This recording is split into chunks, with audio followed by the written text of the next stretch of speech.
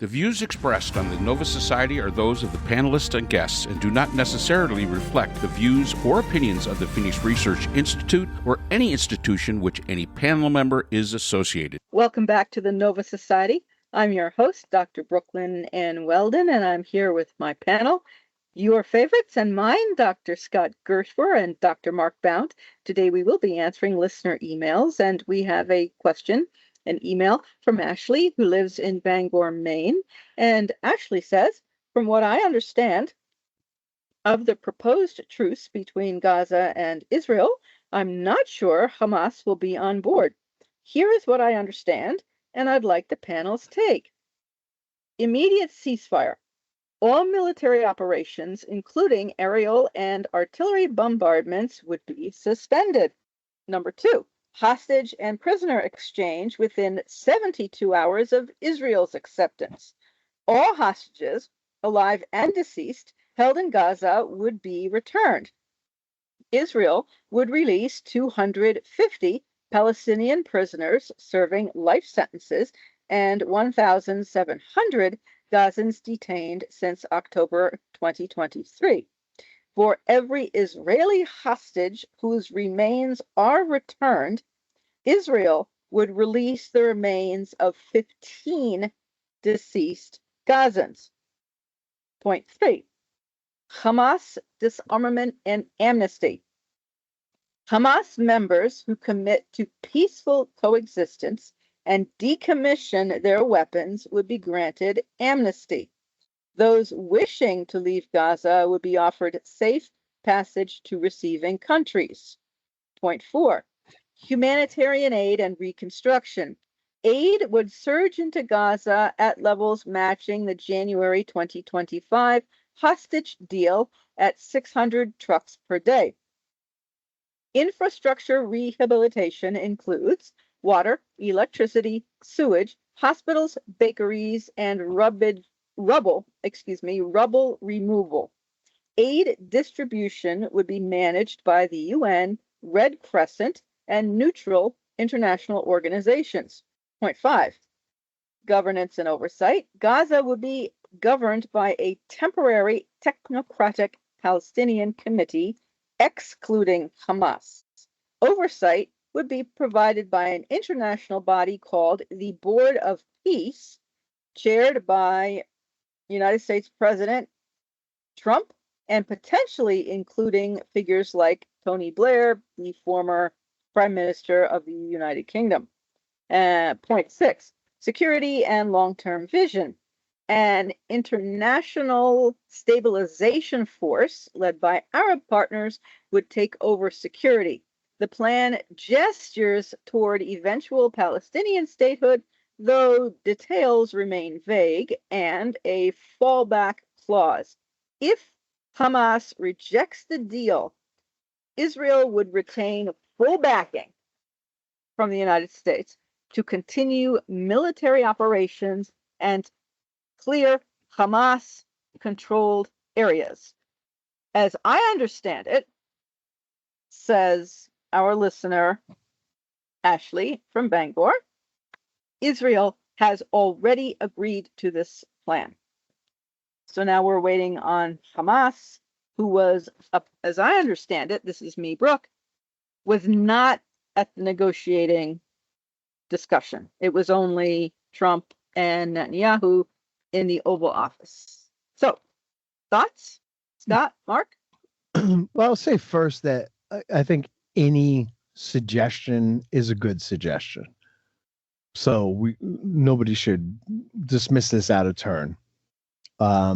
It's definitely got some areas that probably the Palestinian leaders, whether it's Hamas or anybody else, would want to take a pen and scratch out, and that should be respected as a negotiation.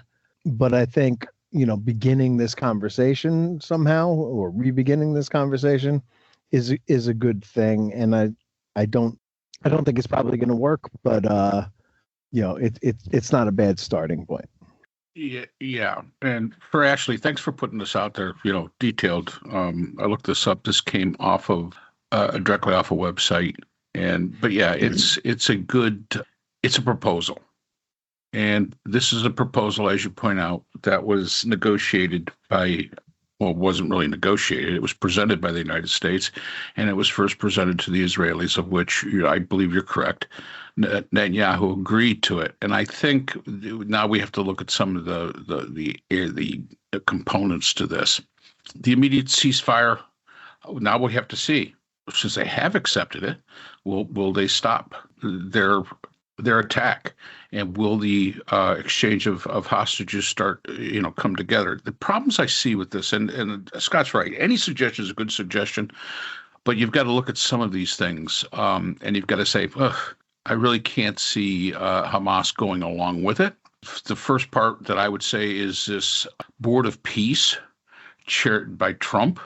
I can't see them going with that one because I don't see any great value to Trump, who is definitely pro-Israel, to Hamas. So, you're basically, it's a 2-on-1 kind of situation into that. I also think that when we look at the fact that there's only suggestions about Palestinian statehood, and that is vague, and I agree with that. I think that would be a problem point for the Palestinian leadership. We know one thing: the Hamas does not want the PLO coming in there. That is not what they want. So, them giving it up to what is being described as a technocratic government, temporary, I think that would also be a huge stumbling point for Hamas. There's just so many things. I mean, there's certain things in this. And I will also say this, the inclusion not only of Trump, but Tony Blair, I think that's an absolute, slap. So I could see why Netanyahu said, oh, yeah, sure, I'll go with that. Because I don't think he has any expectation that Hamas will go with this. There are too many areas of it. Now, could this be a starting point to an agreement? Maybe. But if you're going to have an agreement, you've got to have both parties at the table. And that's one thing that this thing lacks. We did not have both parties at the table. So, yeah, good starting point. There's some details like about Palestinian statehood would have to be worked out. I'm sure that would be, required. I'm sure Hamas would like to stay in power and does not want to give over to some temporary technocratic Palestinian committee, which it directly says excludes Hamas. So they're being taken out of the power. That governance and oversight, I think, is one of the biggest stumbling points. The fact that you're kicking Hamas out and you're putting it in the hands of Trump and Tony Blair, of all people, that really, I could see that as being a huge stumbling point. I'm very surprised, but again, the hostage and prisoners exchange, it really is weighted toward the Palestinians. There's no doubt about that. But as Scott has pointed out numerous times, Israel is willing to give up thousands to get one because they push such a value on life.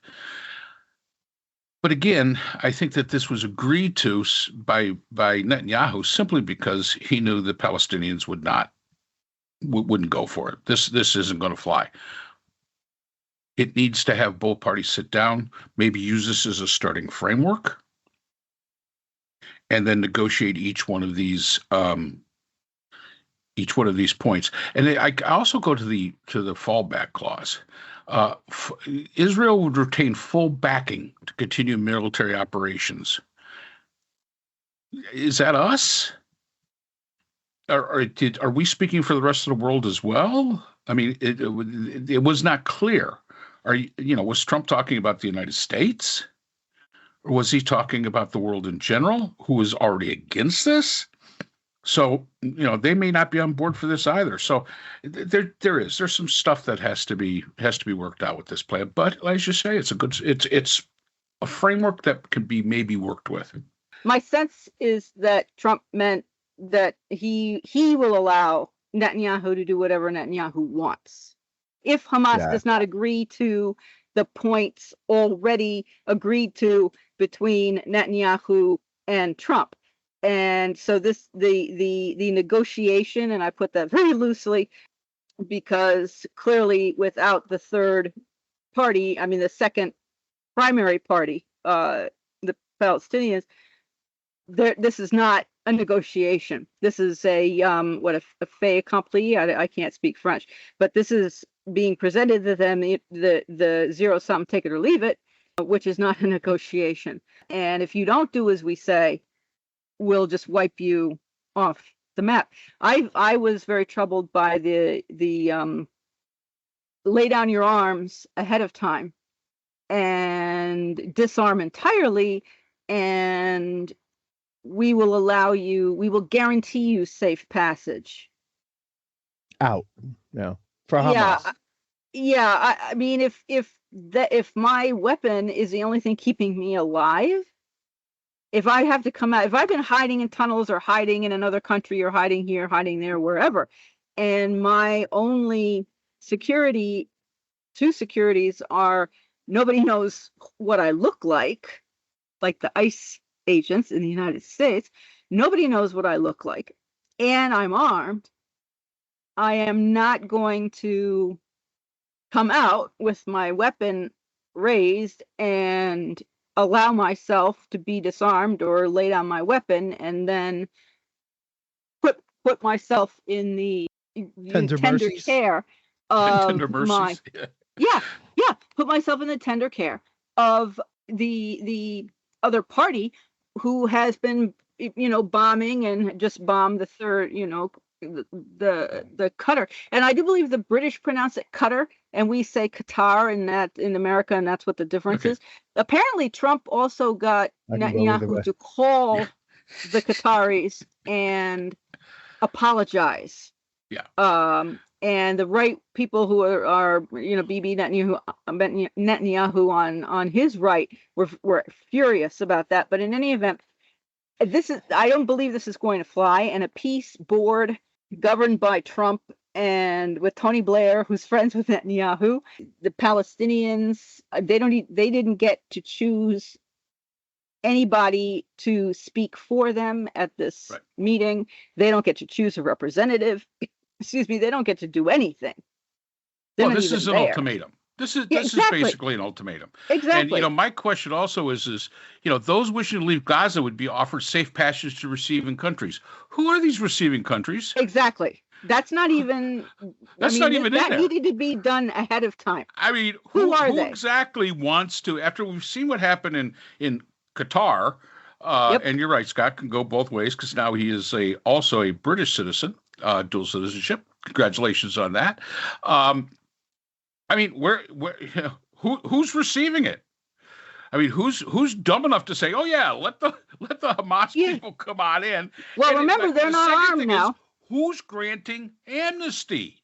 Yes. Nothing is clear. Everything is vague, and that's the problem. The agreements must be. We're a low context country, and I don't know about Israel, but the United. As low opposed context, to yes, low context. Okay, as opposed to Asian countries, China, and so forth, that are high context countries. The United States, everything has to be laid out clearly. We're going to do this and so on this day at this time, and it's going to be this and that's define words like soon and better and good and what these look like and what improve means, and lay all this out so that no one can say, well, I thought it was this, and then the other party says, well, I thought it was that, and now everybody's back to fighting again. Nothing here that I can see is clear, as you say. I mean, who are the receiving countries? There are a couple of things that are clear. Okay. And now that I've said that any negotiation is a good negotiation, any starting point for a negotiation is a positive step forward. I said that. Now let me get past it. It is not a coincidence, in my opinion, that this proposal comes out approximately a week and a half before the Nobel Peace Prize winner is decided upon and declared. Okay, so let's just throw that out there as far as timing is concerned. This is This is Trump's bid to get a Nobel Peace Prize. And he gave Hamas very little time to think about it. Today's the deadline, I do believe. And it doesn't look good that they're going to accept this. And yes, you are correct. He has said that he'll give Netanyahu free rein to do whatever he wants to do should they turn this down, which is really not how you negotiate in international diplomacy. But let's see this for what it is. For one thing, it's his bid for this Nobel Peace Prize that he somehow desires because Obama has one. I keep saying this, Mr. Trump, President Trump, Yasser Arafat has one. Henry Kissinger has one. It doesn't mean anything. Terrible people have Nobel Peace Prizes, and you would just be one more terrible person to have one if you ever got one. So after saying you're going to deploy, sorry, Scott, I'm just thinking after saying, well, we're going to use American cities, terrible American cities led by stupid governors. But let's just try to stay focused on this particular thing here. The next part of it that I think is very clear is that this is Trump saying, I'm willing to step in here. We're willing to work with you as long as I get to wet my beak. Okay. He still wants his Atlantic City on the Med there. Now, the big difference between this and his initial proposal for that, which was like, what was that, February, just after he took office, is that in this plan, the rank and file Palestinians of Gaza get to stay in Gaza. He's not talking about boat lifting 2 million people out of there and replacing them with, I don't know what, whoever wants to go work in Gaza to rebuild and build casinos and hotels along the waterfront. Now it appears he has decided that the Gazans themselves can provide that labor that he needs, and he's willing to have them stick around to do that. Okay, good for them. It hasn't worked out for a lot of people in the past. My friendly Gazans, he very often stiffs his workers. He's been known to actually threaten to call immigration on Polish workers who were working for him in Manhattan, who demanded the pay that they negotiated for. And he said, you could take the money that I'm going to give you, or we can call immigration and have you all deported without a dime. The choice is yours. And this is the way he negotiated then, and this is the way he's negotiating now. So there's nothing particularly new about any of this stuff. The thing is that if one of those prisoners who got released was Marwan Barghouti,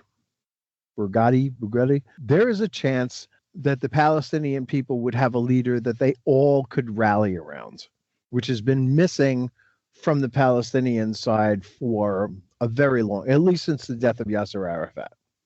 And he seems to be the one guy that people like. He's a fairly young guy. He's only a few years older than Mark and I, 1959. He's not one of these like ancient guys like Abbas is, and he really, and it would probably be a really smart move for Israel to do that. Netanyahu doesn't want to let him out of prison. He thinks that he's a terrorist. He can continue, he's a terrorist, but he doesn't seem to acknowledge the fact that this is the one guy that we could probably all agree on would be a decent leader for the Palestinian people, in the same way that the guy whose name I can never remember is in Syria, another former Al-Qaeda terrorist who has, reformed himself and seems to be moving Syria in the right direction. So those are a couple of things. I mean, as far as like throwing down your arms are concerned, yeah, I mean, of course they're going to insist on that. If they're gonna put themselves out there, and one of the big things that this deal would do is revive the hope someday that there could be a Palestinian state, which at the moment is as dead as a shrimp cocktail. I just think that it's worth it from the Palestinian side to really consider this deal. And you would get leadership. You would get the support of other Arab nations, which you would need to rebuild this state, to make deals with Israel, for Saudi Arabia to come in the Abraham Accords and join with Israel, and would rely on Israel's willingness to give the Palestinians a separate state. It would include, at least nominally, what we would hope to be some kind of security guarantees for people on both sides, right? Free passage for the terrorists who've been holding hostages for a long time is I think a very generous offer. Where they go, I'm guessing, would be Qatar, since they seem to be willing to host Hamas in the first place. Why wouldn't they go there? But, I'm cynical, obviously, about Trump, generally speaking. But this deal really does sort of rekindle a little hope that sanity will prevail at some point in the future. Probably not right now. Probably not while Donald Trump is in office. But if you can move them in that direction even a little bit, there's some hope there. And I think it's worth them considering. I hope that they do. They're probably going to reject it. And we're back to square one with Israel, leveling building after building in search of the rest of the terrorists, and hopefully able to find the hostages. But I would think that they'd be bringing more bodies out rather than living people, and that would be an awful shame for Israel. So there you have it. I hope that explains everything. I totally agree with you, and I think there's a lot of this deal that goes on faith. And when you're talking about these two entities, Palestinians, and you're talking about Israelis, there's not a lot of faith in there. There's not a lot of trust in there. When we say Hamas members who commit to peaceful coexistence, okay, I can say I commit to peaceful coexistence, and then if I'm like Trump, I'm going to just go back on my word anyway. So yeah, there's an awful lot of in my mind, Pollyanna faith and trust going on here that has never existed before, and I think it makes it a very difficult plan to be able to put out there and say, this is a truly structured plan that will actually work. But again, I come back to the fact that you could take this, and it could be a start. But I don't think, as far as the Palestinians are concerned, and it's not only Palestinians, Hamas. As far as Hamas is concerned, I can't see them wanting to just let themselves be taken out of power, and that be the choice.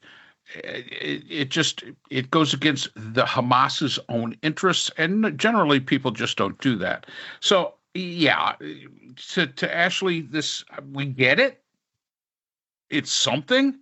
But if you were to ask us if this is actually a negotiated settlement, it's not. It's very, very one-sided. It's presented to Netanyahu, and I truly believe he accepted it only because he is fully confident that Hamas will reject it. So it makes him look like he's the guy that's, being the good guy here. But then again, he's basically getting almost everything he wants. So, okay. And other than the hostage and prisoner exchange, which is very much, sided toward the Palestinians and toward Hamas, but it's always been that way. It has always been that way. Israel is willing to give up thousands of people to get one person back. That's their philosophy. That's what they do. So that's not something that, when we look at it, we say, boy, that looks really uneven. But it's what Israel has always done. So it's not like it's some, new breaking ground here, or you're asking them to do something that they already don't do or haven't done in the past. And the rest of it, yeah, it's basically an ultimatum in my mind. I can't see Hamas agreeing to it. But again, it's a start. And it's something that we shouldn't take lightly. It's something that we shouldn't just dismiss offhand. But I would dismiss the Tony Blair part. That part, because he's Tony Blair. I could go out on him for a while. I also don't see Hamas going for number 18. An interfaith dialogue process will be established. I don't even know where that comes from.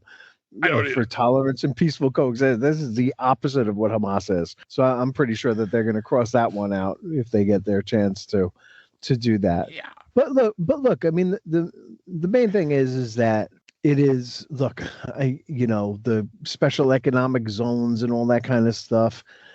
For people who want their own land, that probably doesn't isn't ringing a lot of bells right now, because it seems like it's more of an international place than their homeland, which is what they've been fighting for 100 years. But they get a lot of people out of Israeli prisons. That would be a good thing to have, and the war would end.